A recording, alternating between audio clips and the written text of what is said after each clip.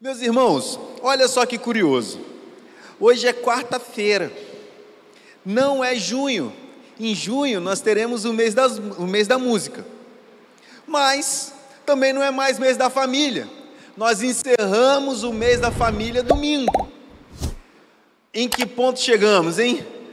Nós estamos numa quarta que é um hiato, uma quarta que é um traço, uma quarta daquelas, né? Mas o que eu pensei? Aí conversando, né? Pastor Flávio, conversando com o Gessi, aí nós falei, vou fazer um prelúdio, sei lá, como é que eu vou fazer um prólogo, uma apresentação, uma resenha, um esboço, algo que antigamente quando a gente ia alugar filme, os meninos mais novos não sabem o que é isso na locadora. Então a gente ia e a gente não levava para casa a capa da fita, a gente levava uma fita preta, capa toda preta e a fita original dentro, ou uma cópia fingindo ser original. Mas a gente alugava filme, a gente não ia no YouTube ver o trailer, não, a gente escutava, tal filme é bom. A fofoca nessa época era um meio de comunicação, para que a gente pudesse descobrir se o filme é bom ou ruim.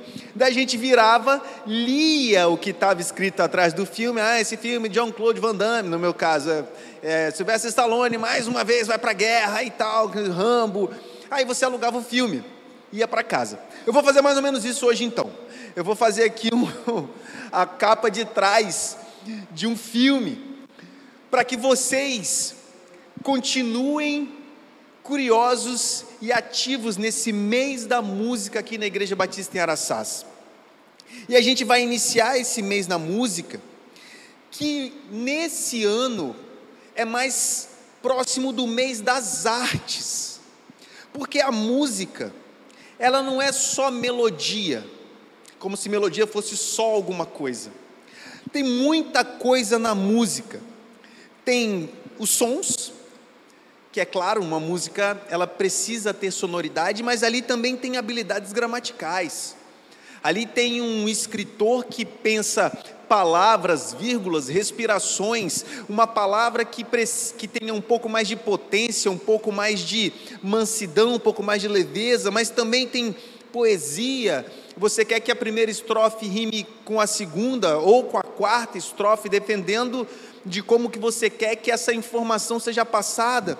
Tem tempo, tem ritmo, tem intensidade, tem variação, tem emoção. A música não é necessariamente só sons aleatórios espalhados pelo vento. Há muito mais de arte do que você possa imaginar quando a gente fala de música. Então, um artista, mais do que alguém muito criativo, é alguém envolvido com o belo, é alguém envolvido com estética. Sem estética, sem o belo, sem criativo, tudo no final das contas perde o valor.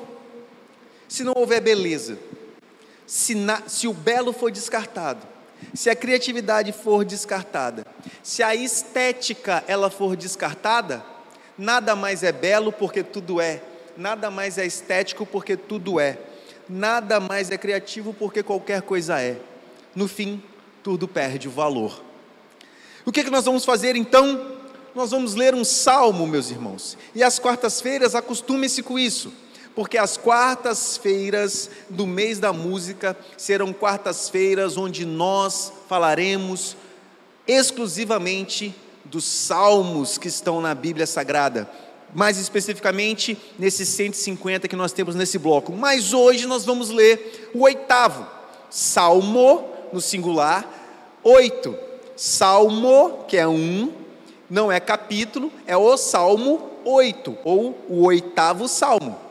Mais uma vez, é um salmo, não é Salmos 8, nem Salmos capítulo 8, tá bom, gente? É um salmo, nós vamos ler o 8º, vou projetar, e eu peço aquilo de sempre, continue com o seu texto, smartphone, deixe ele aberto, se for no smartphone, por favor, no silencioso, para que não atrapalhe a nossa comunhão aqui, tá bom?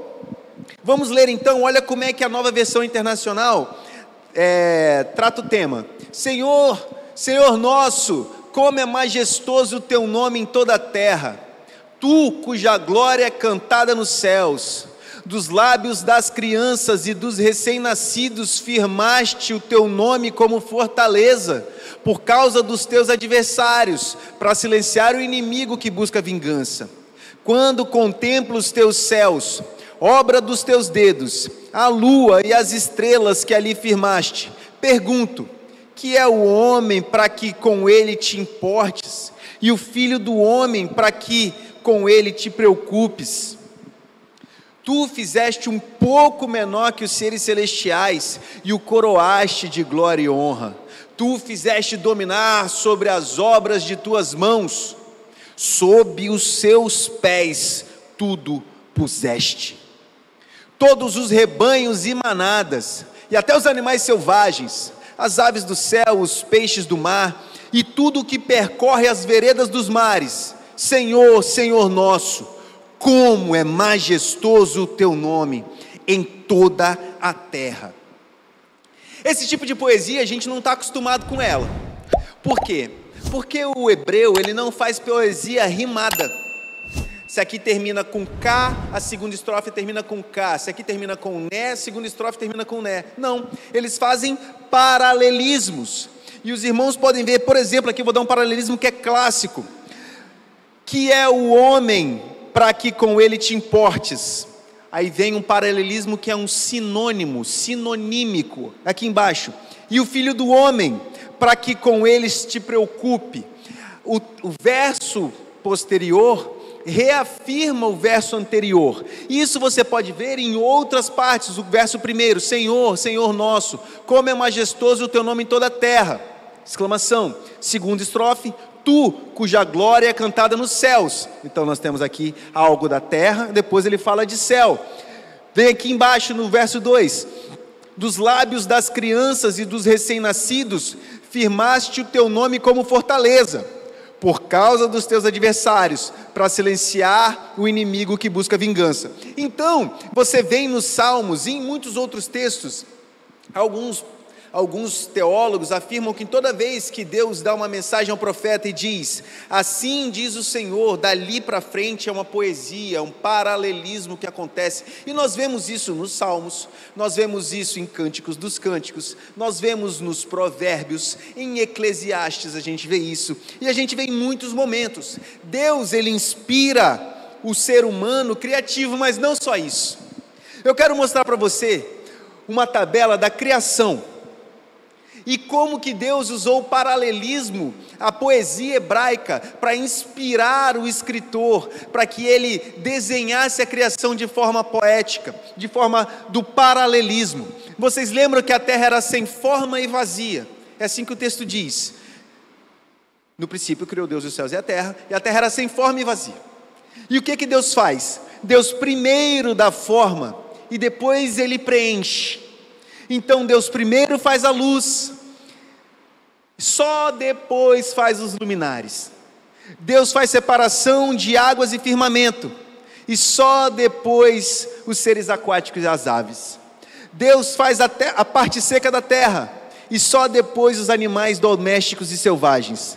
Deus faz a vegetação, e só depois o ser humano que se alimenta. Então, a criação em Gênesis, no capítulo 1, ela é um paralelismo, é uma forma que o autor decidiu, inspirado por Deus, de escrever o relato, foi numa forma poética. Deus, desde o primeiro capítulo do seu livro, aquele livro que traz para nós a revelação da salvação, Deus inicia a informação da salvação, a informação de sua revelação, Deus inicia com um poema.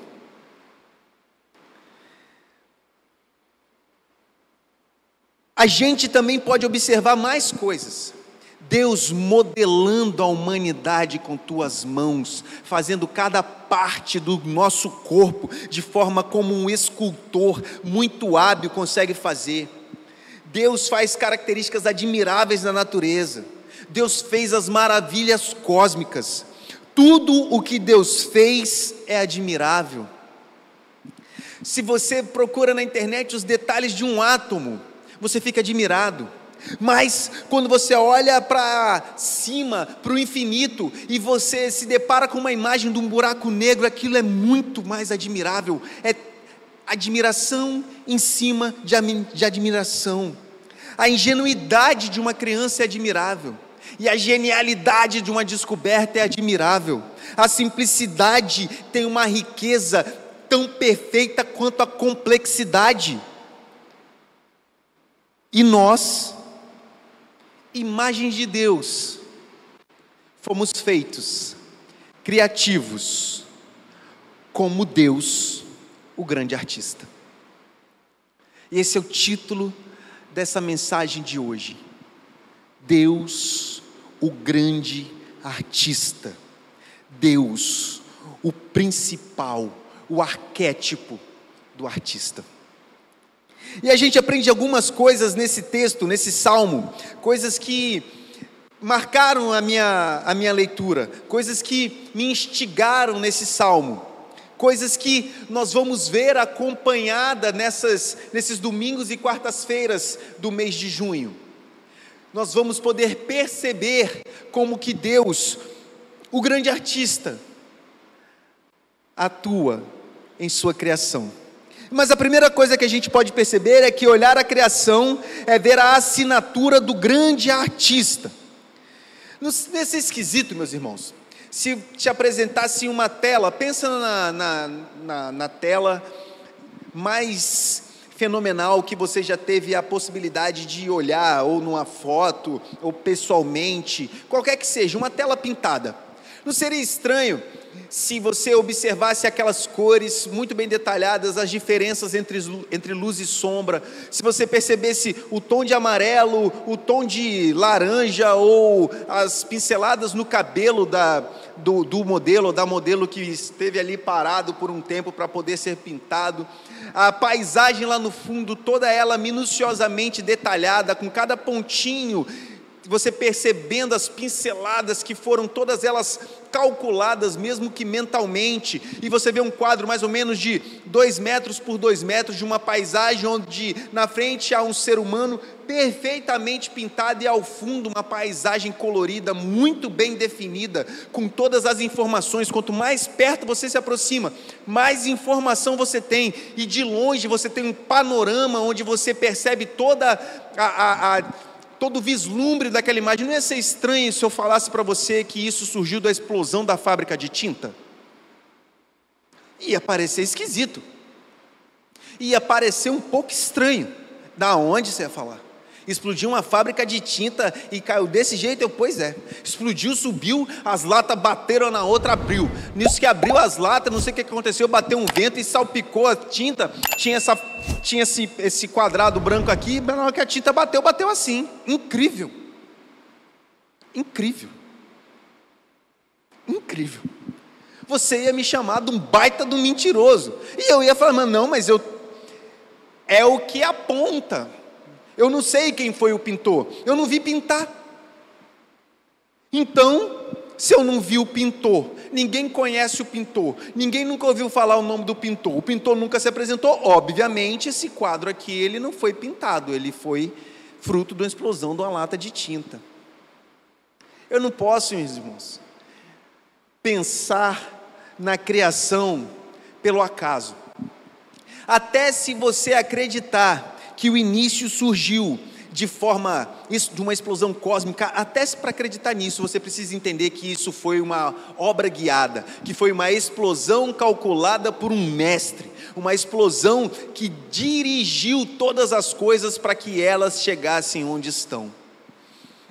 Até para acreditar que foi uma explosão, você não tem como tapar os olhos para que esse processo não tenha sido guiado. Não dá, simplesmente não dá para acreditar que as maravilhas são frutos de um simples acaso. E o salmista aqui, ele faz isso logo nos primeiros versos, porque ele nos instiga a olhar para a criação, a perceber a criação e olhar como quem estivesse olhando para uma obra de um grande artista, uma obra maravilhosa, pincelada com detalhes por um grande artista. E no fim, olhar para a criação é olhar para a arte, olhar para aquilo que foi apresentado, aquilo que foi deixado exposto por um grandíssimo artista. Em alguma medida, olhar para um quadro é olhar para o artista. Olhar para um quadro, olhar para uma escultura, é olhar para o artista, é tentar buscar quais foram as ideias desse artista, quais foram os motivos desse artista, qual foi a técnica utilizada, ou qual é o estilo que ele usa para chegar em determinado ambiente. Não dá para olhar para uma obra de arte sem analisá-la, não dá para olhar o mundo sem pensar em Deus, não dá para olhar a água caindo do céu e não pensar em Deus. Não dá para olhar as estrelas cintilando e não pensar em Deus. Não dá para sentar na areia da praia e escutar o som do mar sem pensar em Deus. Não dá para ver uma ave que nunca foi adestrada a voar sem pensar em Deus. Não dá para olhar para a criação sem pensar em Deus. Olhar a criação de um artista é admirar a proeza do artista. Olhar para a criação de Deus é admirar o tamanho do nosso Senhor. Por isso o convite das Escrituras é primeiro um convite de contemplação. Um convite para que a partir de hoje, sempre que a gente estiver numa noite estrelada ou chuvosa, num dia claro ou nublado, na praia, no rio, no campo, em qualquer lugar, contemple as obras da mão de Deus. As pequenas como um grão de areia, que é muito difícil ver um como o outro, como as gigantescas como as galáxias e coisas inacessíveis que assinam o nome do Deus Todo-Poderoso. A glória do Senhor é revelada a cada tamanho de universo que a gente consegue enxergar. Toda vez que uma agência espacial ou um telescópio consegue enxergar mais longe no universo, mais a glória de Deus se mostra infinita e eterna, porque quanto mais longe nós pudermos enxergar, maior é o poder do Criador. Mas a gente também aprende que dominar as obras do artista é ser curador da criação. Nós somos dominadores da criação. Só que quando a gente coloca a palavra dominar, fica parecendo que nós somos alguém que simplesmente é rude com a criação, ou alguém que escraviza a criação. Mas dominar a obra do artista é ser um curador, é como quem está num museu, e você está lá na exposição, e você é o responsável por aquelas obras, você é o responsável para que aquilo seja visto, seja admirado, seja percebido, mas que se mantenha intacto. Então, quando Deus diz que nós dominamos a criação, Deus nos diz que nós tomamos conta da criação. Nós tomamos conta da criação. Somos responsáveis por aquilo que o Senhor criou. Não fomos nós que criamos. Não fomos. Mas não pense que é um direito seu dominar aquilo que Deus criou. Muito pelo contrário, é uma participação subordinada a Deus. É um prazer poder estar aqui, na criação do Deus Altíssimo. É uma honra poder ser o curador desse grande museu chamado criação, onde nós protegemos aquilo que Deus criou com suas próprias mãos. Dominar não é destruir. O texto fala que nós fomos criados menores do que os seres celestes. E nós contemplamos a criação como menores do que os seres celestes. Mas nós temos essa prerrogativa, a prerrogativa da admiração e do domínio. domínio e admiração sobre a formiga, domínio e admiração sobre os mamíferos, domínio e admiração sobre as montanhas, sobre os planetas e as galáxias. É responsabilidade da imagem de Deus ter domínio sobre isso, cuidar disso. É nossa responsabilidade caprichar com o capricho do eterno, admirar e cuidar da criatividade do grande artista. Nós fomos criados à imagem de Deus, mesmo pequeninos. Nós temos essa prerrogativa conosco, mesmo menores. Isso é da nossa conta. Nós dominamos para cuidar. E aqui tem um ponto que talvez a gente tenha falhado e pecado. A gente talvez não tenha cuidado daquilo que Deus viu que era bom da maneira correta. Talvez não tenhamos sido bons curadores desse museu chamado criação. Talvez nós não tenhamos tido cuidado suficiente com aquilo que Deus viu que era muito bom. Eu disse isso aqui uma vez, mesmo depois do pecado, não há registro na Bíblia, Deus falando, e Deus viu então que era ruim. Deus continua achando sua criação boa. Por mais que a gente tenha pecado, Deus continua achando sua criação boa. E você é responsável por ela. Você é responsável pela criação de Deus. Você controla, domina a criação de Deus, artista, a criação de Deus, criativo. Você participa disso porque você também é criação das mãos do Deus Altíssimo. O Senhor também criou você.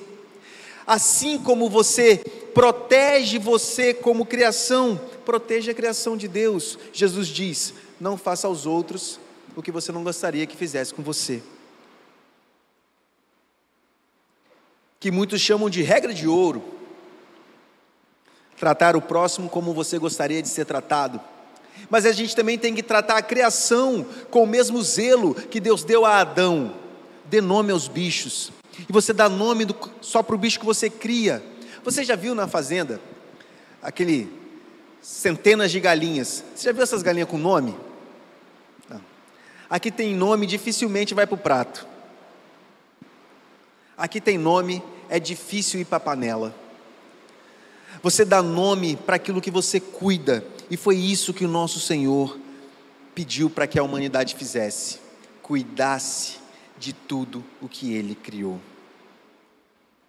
A natureza, ela aponta para a glória de Deus. A gente olha para a criação, da menor a maior, e a gente fica deslumbrado. Se você olhar com atenção, não tem como. Se olhar com atenção, não tem como passar despercebido pela criação. Talvez você não seja um grande fã da praia, mas certamente pode ser um grande fã de campo.